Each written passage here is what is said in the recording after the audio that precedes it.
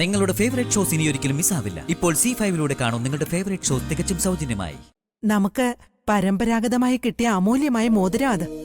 കൊല്ലങ്ങൾ പഴക്കമുള്ളത്. അതെവിടെ പോയി എന്ന് ഇപ്പൊ തന്നെ അറിയണം.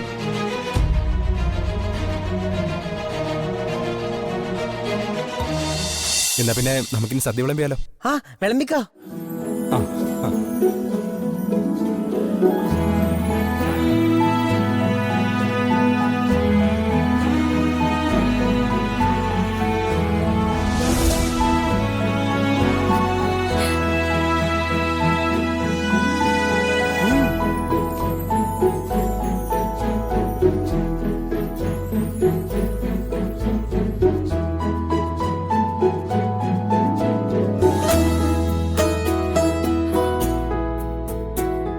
മക്കളെ കഴിക്കും.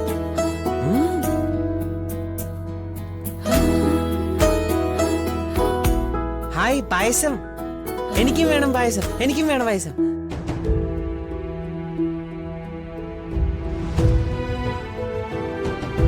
എനിക്ക് പായസം എന്താ? നിങ്ങൾ കഴിക്കും മക്കളെ. സുലാജനെ, നീ എന്താ സിദ്ധുവിന് മധുരം വിളമ്പാത്തെ? അവനും കൂടി കൊടുക്കാൻ. എനിക്കും പായസം വേണം. എനിക്ക് പായസം വേണം മാലാക. കുട്ട ബഹളം വേണ്ട. കുട്ടന് ഞാൻ വീട്ടിൽ പോയി ഉണ്ടാക്കി തരാം. പറ്റില്ല, എനിക്കിപ്പോ പായസം വേണം. എനിക്ക് പായസം വേണം.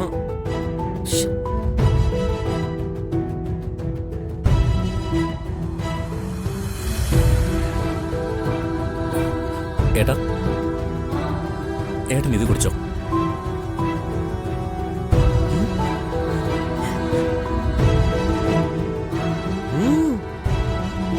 നല്ല ടേസ്റ്റ് ഉണ്ട്.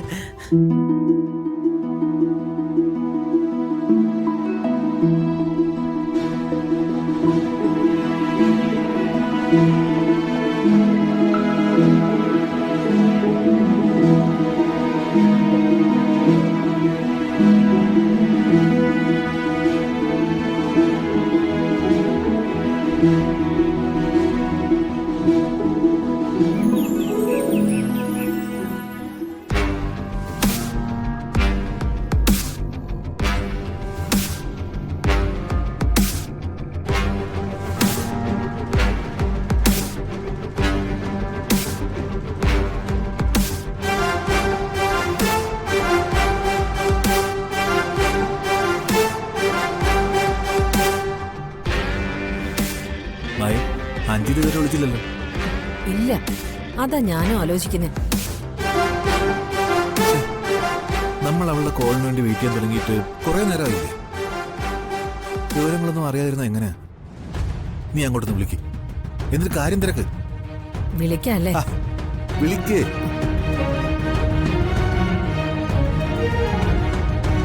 സ്പീക്കറിലിട്.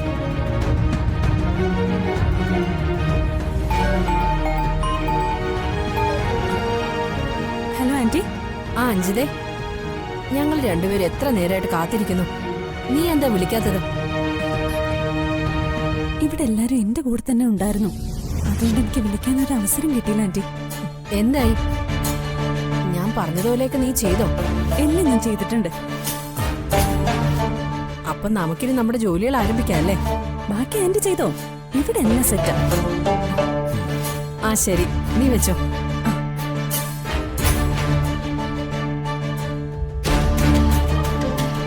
അപ്പോ ദേവികയെ പൊന്നാരം തോട്ടത്തിൽ നിന്ന് പുറത്താക്കാനുള്ള പരിപാടികൾ നമുക്ക് ആരംഭിക്കാം. തുടങ്ങാം.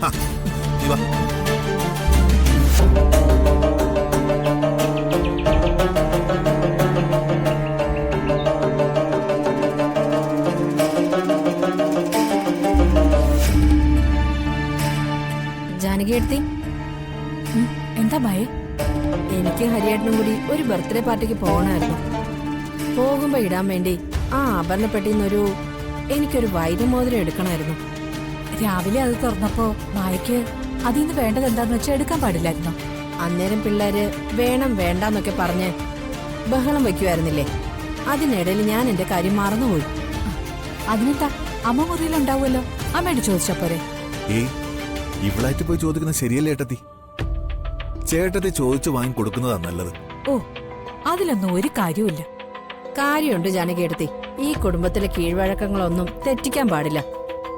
അതൊക്കെ അതിന്റെ മുറയ്ക്ക് തന്നെ നടക്കണം. അതെനിക്ക് നിർബന്ധം. എനിക്കും. എന്നാ ശരി, നിങ്ങളുടെ ആഗ്രഹം പോലെ തന്നെ നടക്കട്ടെ.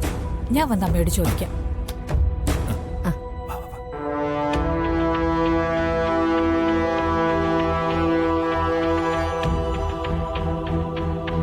അമ്മേ, ആ എന്താ എല്ലാവരും കൂടി?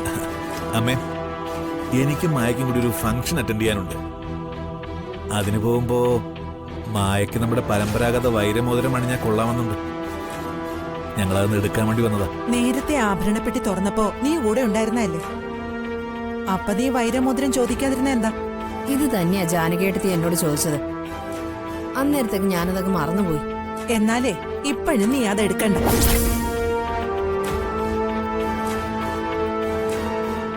ആഭരണപ്പെട്ടിയെ ഇടയ്ക്കിടയ്ക്ക് തോന്നുമ്പോ തുറക്കാൻ പാടില്ല. ഒരുപാട് വിലപിടിപ്പുള്ള ആഭരണങ്ങൾ സൂക്ഷിച്ചു വെച്ചിരിക്കുന്ന പെട്ടിയാ അത്. അതെപ്പോഴും എപ്പോഴും തുറന്നാൽ എങ്ങനെ ശരിയാവുക? പണിപ്പാളി.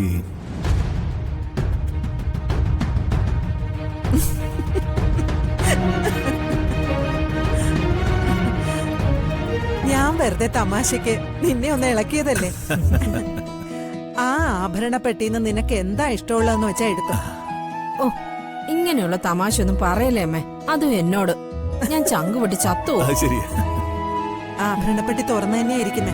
നിനക്ക് ആവശ്യമുള്ള എന്താന്ന് വെച്ചാ എടുത്തു. ചെല്, നീ അതിങ്ങോട്ട് എടുത്തിട്ടോ. ഈ അമ്മയുടെ ഒരു കാര്യം.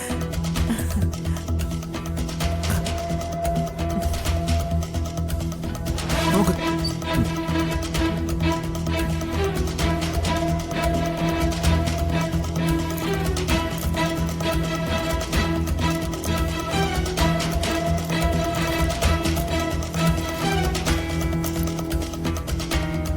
അയ്യോ അമ്മേ, ആ വൈരമോതിരം കാണുന്നില്ലല്ലോ. കാണുന്നില്ലേ? അതവിടെ പോയി. ഞാൻ ശരിക്കും നോക്കി. രാവിലെ ആ മോതിരം ഞാൻ കണ്ടതാണല്ലോ. ഞാനും കണ്ടതാ. ഈശ്വര, പിന്നെ അതവിടെ പോയി. ഞാനൊന്ന് നോക്കട്ടെ. ഇങ്ങതാ. ഞാൻ നോക്കട്ടെ.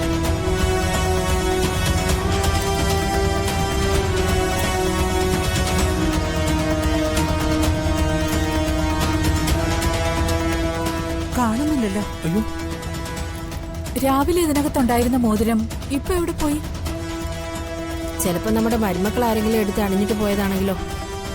എങ്കിൽ പിന്നെ അവര് വരട്ടെ, അപ്പൊ ചോദിക്കാം. അല്ല, അങ്ങനെ അവര് വരുന്നവരെ കാത്തിരിക്കുന്നത് ശരിയാണ്. അത് പറ്റില്ല. നമുക്ക് പരമ്പരാഗതമായി കിട്ടിയ അമൂല്യമായ മോതിരം അത്. കൊല്ലങ്ങൾ പഴക്കമുള്ളത്. അതെവിടെ പോയി എന്ന് ഇപ്പൊ തന്നെ അറിയണം.